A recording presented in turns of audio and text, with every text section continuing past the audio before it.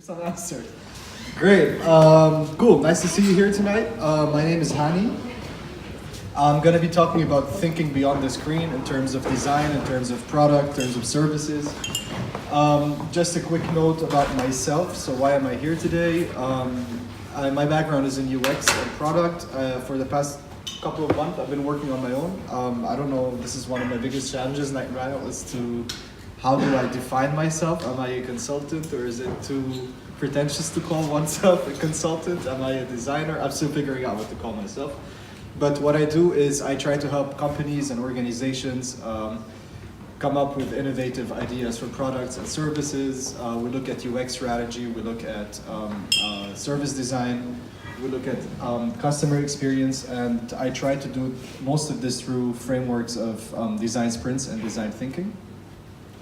Prior to that, I used to work in UX and product here in Berlin for a bunch of different startups, one of which I worked at with Caroline there and with Lydia as well. I founded a startup called Somuchmore that was later acquired by Urban Sports Club, and I've done some work for Volkswagen on strategy and innovation for mobility services. So to start out, what is technology? You know, it's the use of science and industry and engineering, etc., to invent useful things or to solve problems. What is innovation? That's a buzzword that we all hear a lot. And you know, what is innovation? It's the newest, shiniest thing. No, it's not that. Innovation, I mean, as defined by the Merriam-Webster's, is a new idea, method, or device. It can refer to something new or to a change made to an existing product, idea, or field. So, to put it very simply, it's one of two things. You either come up with a new solution to a problem that exists, or you improve an existing solution to this problem. And that's about it. So this could arise from a need, from a necessity. You know, I'm facing a certain challenge, I'm facing a certain problem, I need some solution to help me overcome this challenge. And one of the first one of the first phenomenons of innovation could be, our forefathers, our ancestors, being hunter-gatherers, realizing that we need to use or come up with something to create fire, or we need to find ways to create fire. And then they discovered that stones could do that. And then they said, what if we use those stones and improve the way we hunt animals and gather our food? And then they created tools. So they found a problem, and they try to solve it by creating a solution for it. On the other hand, you look at Apple, which, let's say, with the iPhone, with the iPad, didn't exactly create something new. I mean, this is technology that has been out there, or had been out there for some time. It's just that it had been out there, but hadn't been done properly. So what they did was they looked at, you know, what is so cool about this technology? What can I do with this technology, and how can we solve people's problems with this technology? And they ended up creating a brand new market, so that's a whole different topic, but what they brought forth, the innovation they brought forth with the iPad and the iPhone is that they didn't create a new technology, but rather they employed it or designed it in a way that made sense for people to use. So, as you can look here, that's the first prototype created by our forefathers. Then they're like, okay, let's improve some weapon for hunting, another more efficient weapon for hunting, so that's another iteration on the prototype. Then they're like, we don't really need to hunt anymore, because life has become quite easy for us. So we need new challenges. And then came Apple. So yeah, innovation. So that's the point I'm trying to make here today, is that anything you could think of, there's almost an app for that. You know, there's an overload of apps, there's an overload of devices and websites and services, and there's just too many distractions and too much intrusion, and there's very little respect of our time and our attention. And again, as we had mentioned before, is that technology's purpose is to simplify our lives and not add complexity to them and not take over them. So it is our duty as designers, as engineers, as technologists here to put technology in the back seat and build humane products and services around that. Which is why I would like to say that the screen alone is not the experience. And this is something flawed that is somehow ingrained into our mindset as designers, or due to, you know, just the startup world, you being in Berlin, maybe, that we work a lot with apps and websites. And we end up thinking, whenever we start thinking of solutions, our first step is to see how can we fit this solution in a screen. And that shouldn't be what we're looking for. Um, so let's just look at a very quick generic example. So how have we been unlocking our cars for the past, I don't know, how many years? Can someone maybe explain your usual process for unlocking your car? Somebody? Put the key in and turn it. Sorry? Put the key in Yeah? and turn it. Okay. So, yeah. So, if we do it step by step, you would have to walk up to your car, take out your key, and physically open the car door. So, some 6 years ago, around that, a huge car manufacturer, German too, so we take the guilt off ourselves, decided to innovate and come up with an app to unlock your car with. And they called it the My Car. I'm not going to give the name of the app.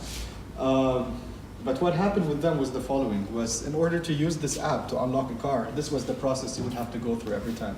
You walk up to your car, you pull out your smartphone, you wake up your phone, you unlock your phone, you exit your last opened app, you exit your last open group, then you swipe through your icons, you search for the app you want to find, you tap on it, you wait for the app to load, you try to find the unlock action, you make a guess, and you tap the button, you tap the unlock button, you slide the slider to unlock, and then you physically open the car door. Easy. Which is, innovation. So again, innovation isn't really about just adding a screen or adding some digital solution to whatever problem or whatever challenge we're trying to solve. What we had was working perfectly. Just by adding all these steps is actually complicating our lives rather than making it easier. So why should we think beyond the screen? I would break it down to a couple of different points here. One is to design for humane experiences, like to really design for experiences that solve our challenges, solve our needs, add value for us as people. Two, to properly benefit from the technology. So rather than saying, I want to build this idea using this technology, we shouldn't be thinking that way. We should be thinking more about what solution we're trying to build. And along the way, how can we make use of existing technologies to make our solutions richer? And finally, to minimize distraction and intrusion.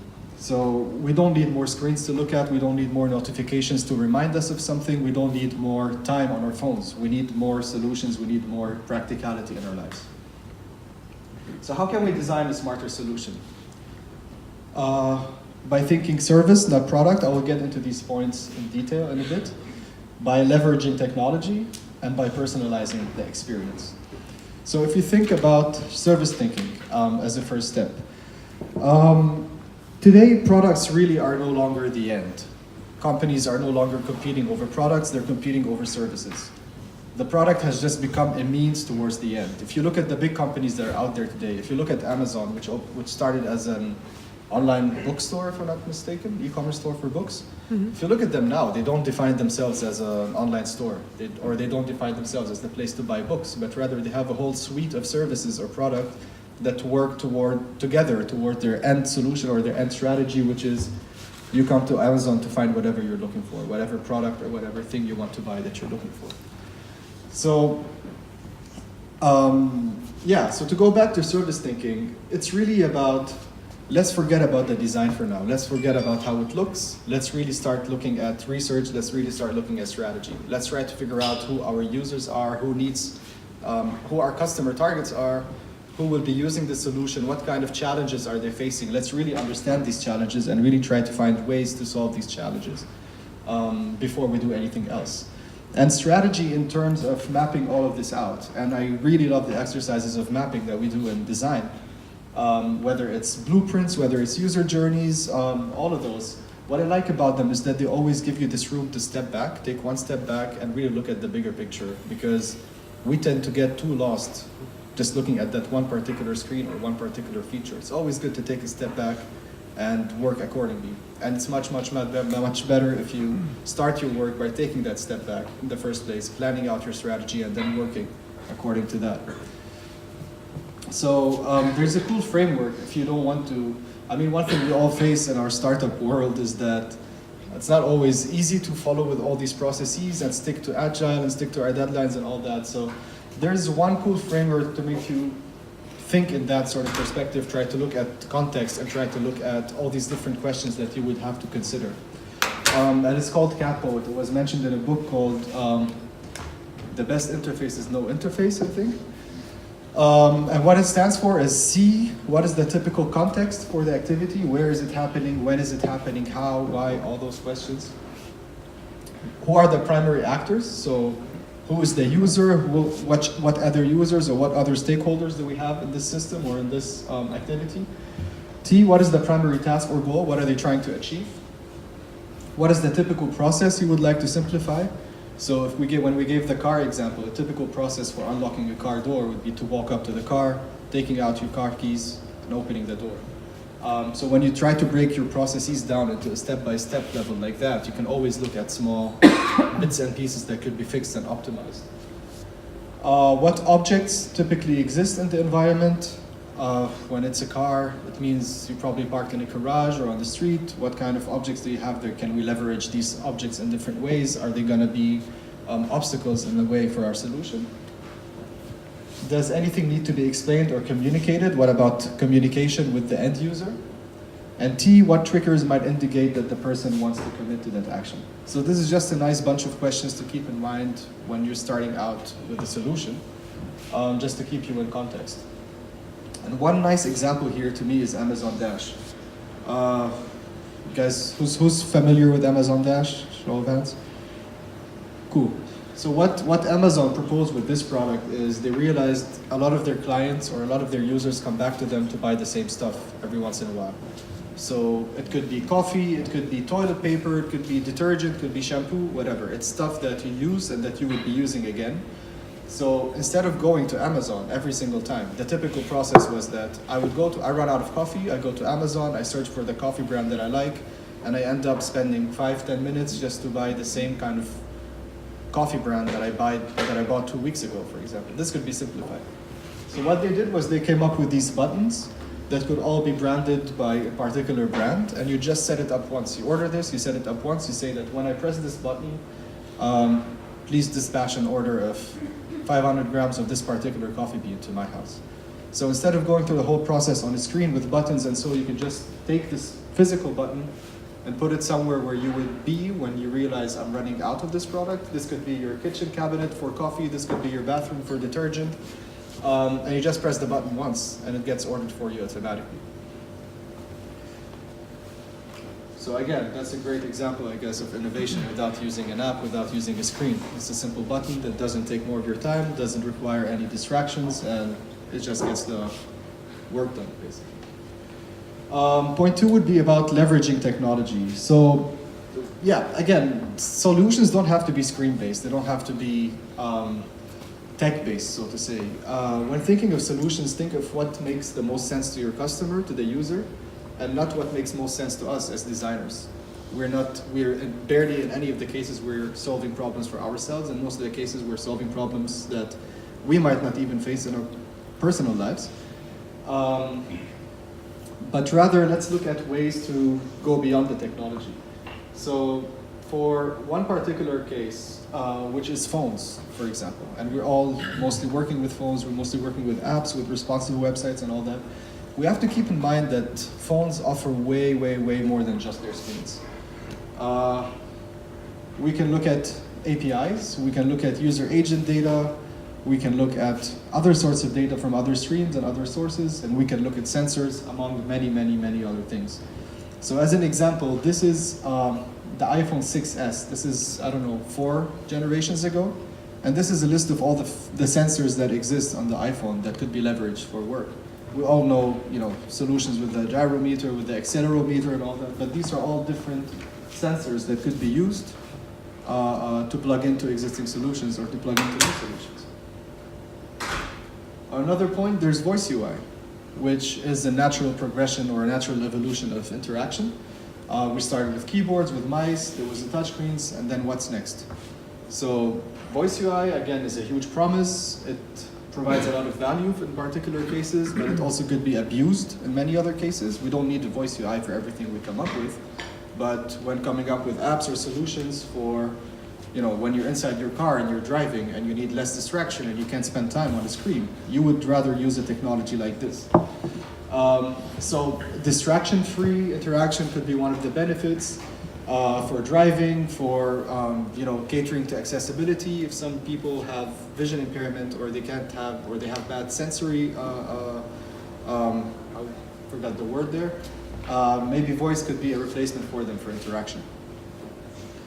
The challenges, again, there are many. The AI has to be up to speed.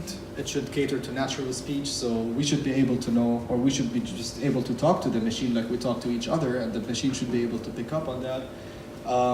We shouldn't have to learn how to talk to a different machine or to a different software system every time we're interacting through voice UI. But the opportunities are huge. And there's this one example that I really like about, is this innovation? So before the web, let's say you want to buy AA batteries. The way you would used to do this before the web is that you would go to a store, you browse through the brands, you pick the ones you like, you buy them, and then you pay manually when you check out. And it would take you around 60 minutes to buy a pack of batteries. Then came the internet, took us 5 minutes now. We just go to the website, you browse the brand. This could be Amazon, of course. You go to Amazon, you browse through, you find the batteries that you like, and then you pay online with your credit card. Then came mobile, or the improved Amazon, which in 1 minute allows you to go, browse, find the batteries that you like, and then just pay with one click or with Apple Pay. But then comes voice, which lets you do all of this in 20 seconds. You can just ask Alexa for batteries. Alexa gives you the first choice that she has, or the default option, and you just have to say yes. So we're cutting all this down from 60 minutes to around 20 seconds to fulfill an order of batteries, which I think is really cool, because on one hand, this makes sense for Amazon to do. So you can see Amazon creating a whole line of products now called Amazon Basics. And in this case, they actually have batteries. And when you ask Alexa for batteries, the batteries it would suggest to you are the Amazon batteries. So they created what is called a blue ocean strategy, so to say, that they were able to create a market that they didn't particularly face earlier on. With this technology, they were able to find or create a new technology to come up with work there, make more money there. But at the same time, it's also concerning, because it could mean that, with bigger companies taking over content, does this mean we're going to a bigger monopoly than we are at right now? 3, recognizing and adapting to user patterns. So we already have apps and services that track a whole bunch of data and collect a whole bunch of data from us. Could be location, could be time, could be routines, could be calendar entries and all that, and interests and all that. So all this data is being gathered, and it's a huge topic, and privacy is a huge issue, of course. But at the same time, if this data is being gathered, in any case, I would rather have it used for something that benefits me rather than just ads, right? And if we build systems that really leverages this kind of data, or really leverage this kind of information that we have about users, and give them something valuable in return, then this could justify why we're gathering all this data. And a very simple example could be the alerts you get from Google. When Google know where you have to be in the next hour or an hour and a half, you have a flight at, 10:30, Google will tell you, okay, to be there 1.5 hours in advance, you have to leave now due to traffic conditions. So it gathers a whole bunch of data from different points, could be the traffic situations, could be your calendar, matches everything together to give you something valuable in return. And question number 4, which is quite more profound and which makes us think of this thing that I'm working on. Is this something new that is actually solving a real challenge? Does it create any additional value for myself, for people, for this planet, for our race maybe? Or is it just additional noise, or is it just another icon that we throw in the App Store? Because at the end of the day, we do not need more things and objects to carry around. What we need is to make sure that what we already use is being used smartly. And in closing, I like this quote by Mark Weiser, who says that pushing computers to the background will make individuals more aware of the people on the other ends of the computer links. With this, I would like to thank you. And if you have any question, please feel free.